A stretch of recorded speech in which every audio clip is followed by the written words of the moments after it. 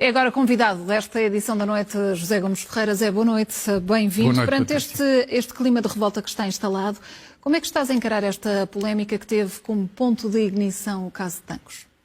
Quem queria está quase a conseguir. E se me permites, eu gostaria de fazer uma análise que é alongada no tempo e abrange vários pontos, que parece que não têm ligação nenhuma entre si, mas têm toda a ligação e me levam a uma afirmação que é legítimo supor muita coisa.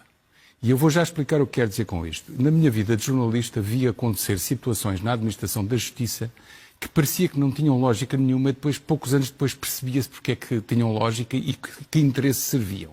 E eu vou dizer rapidamente vários casos. Lembro-me de um que era faturas falsas nas grandes construtoras em 93, em que vários grandes gestores foram apanhados e logo a seguir aconteceu que o legislador disse que não era crime e que era uma fraude remível a multa.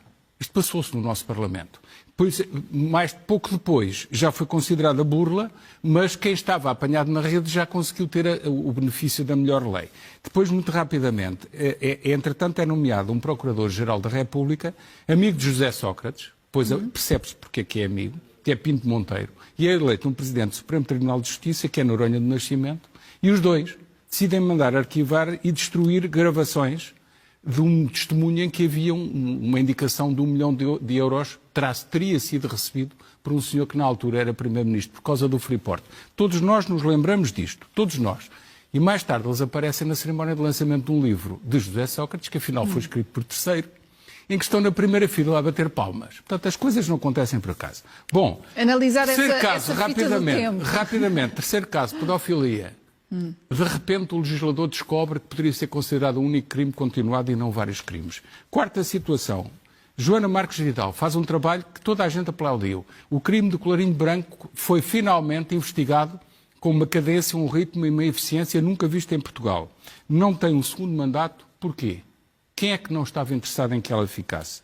Quinta situação. PS e PSD tentam repetidamente controlar as nomeações para o Conselho Superior da Magistratura. Isto é mais recente. E agora, sexta situação, há uma interpretação do Conselho Consultivo da Procuradoria-Geral da República na sequência de uma intromissão em quem é que os procuradores e os juízes de instrução deviam ouvir no caso de Tancos. Pelos vistos, isto é uma sequência lógica de muito tempo.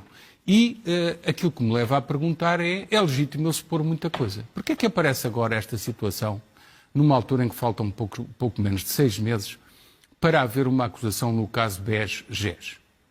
Numa altura em que, depois das contraordenações e dos processos nos reguladores, Banco de Portugal e CMVM, contra vários administradores, banqueiros, agora está a chegar-se à fase em que as investigações avançaram e já se começa a ter prova para acusar. É agora que aparece esta situação em que alguém pode interferir no trabalho dos procuradores. Eu diria, se me permites, eu diria uma coisa. É que houve bancos em Portugal que foram à falência e grupos que ficaram em grandes dificuldades. Os senhores que mandavam nesses bancos e nesses grupos deixaram ir esses grupos e esses bancos à falência, mas pessoalmente ficaram muito ricos.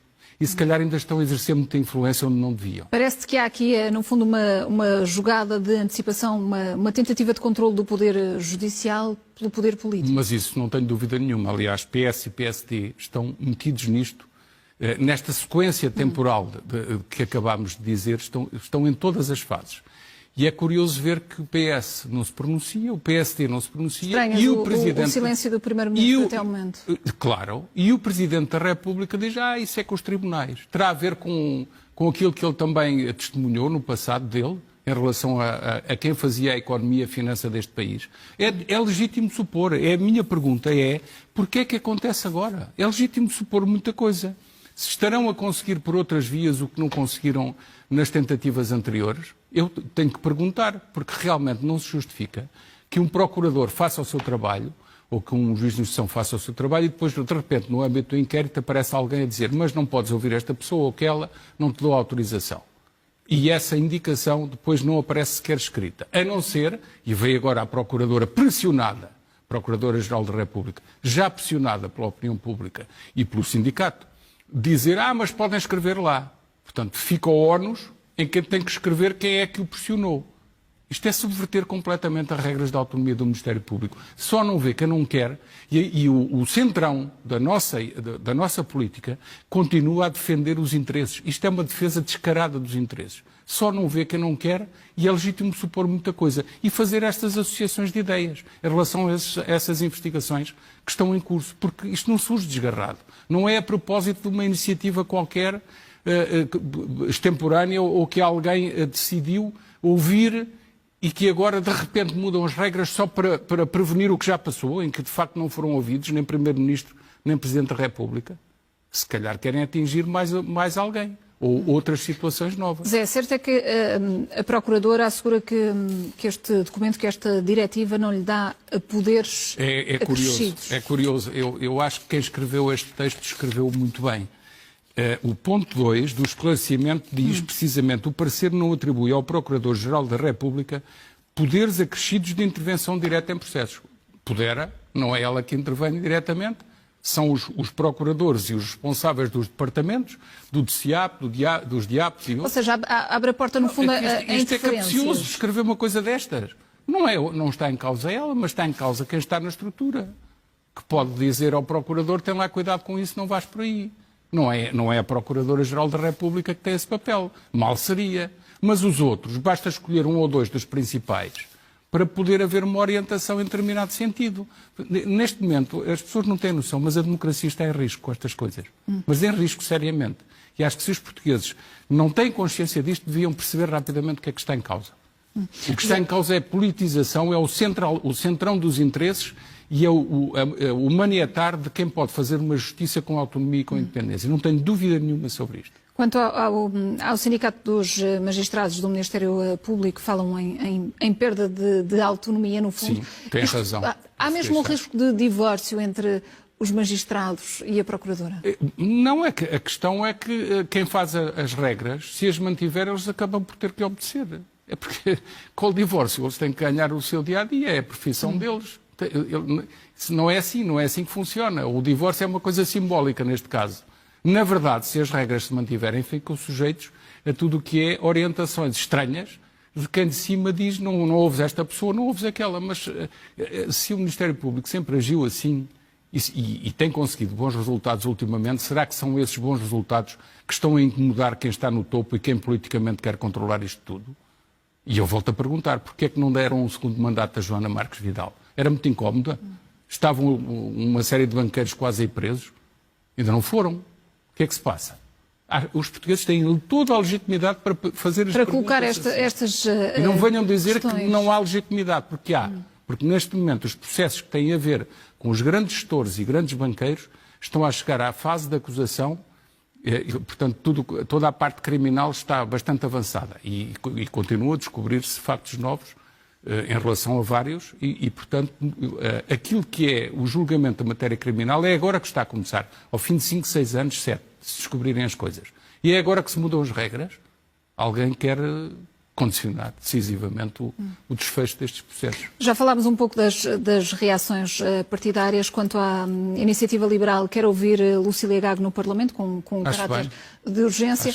É importante essa audição. Quero ouvir o PS, que explicações quero ouvir é que António são necessárias? Costa e Rui Rio e Marcelo Rebelo de Sousa. Não é refugiarem-se nas questões dos tribunais. É dizerem o que pensam. Eles são cidadãos como nós. Têm que dizer o que pensam perante os portugueses, olhos nos olhos. Se concordam ou não concordam. É o que eu acho. E como é que achas que pode ser gerida, no fundo, gerir este braço de ferro nos próximos dias? Eu acho que vai vencer o atentado à democracia. É o que eu acho.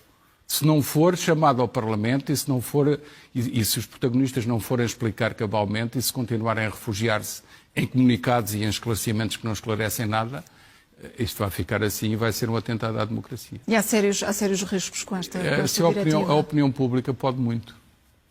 Pode ser que com a força da opinião pública as coisas mudem. No fundo, os exercícios de cidadania que nós também fazemos aqui todos os dias podem levar a que haja uma reflexão e que as coisas mudem. Mas não há lei nenhuma, em bom rigor, não há lei nenhuma que obrigue a mudar isto. Isso não há. É só o reconhecimento de que está errado e que queiram voltar àquilo que são práticas corretas, que foram práticas corretas ao longo de muitos anos e que, sobretudo, nos últimos anos deram frutos e permitiram, se não punir, efetivamente, pelo menos identificar os conjuntos de crimes que deram cabo do país, que literalmente deram cabo do país e nos atiraram para a bancarrota e nos obrigaram a ir pedir ajuda e sobre a ajuda sobre a qual depois um certo poder político veio dizer que essa ajuda com as condições que tinha é que provocou a crise. É extraordinária a hipocrisia que reina neste país em relação a isso. É isso e estas matérias da administração da justiça. E vamos perceber quais são os próximos desenvolvimentos no que diz respeito a este conflito também em concreto. Certamente. José Gomes Ferreira, obrigada por nos ajudares a perceber e a questionar também toda esta polémica. Olhamos agora para a Operação Marquês. José Sócrates e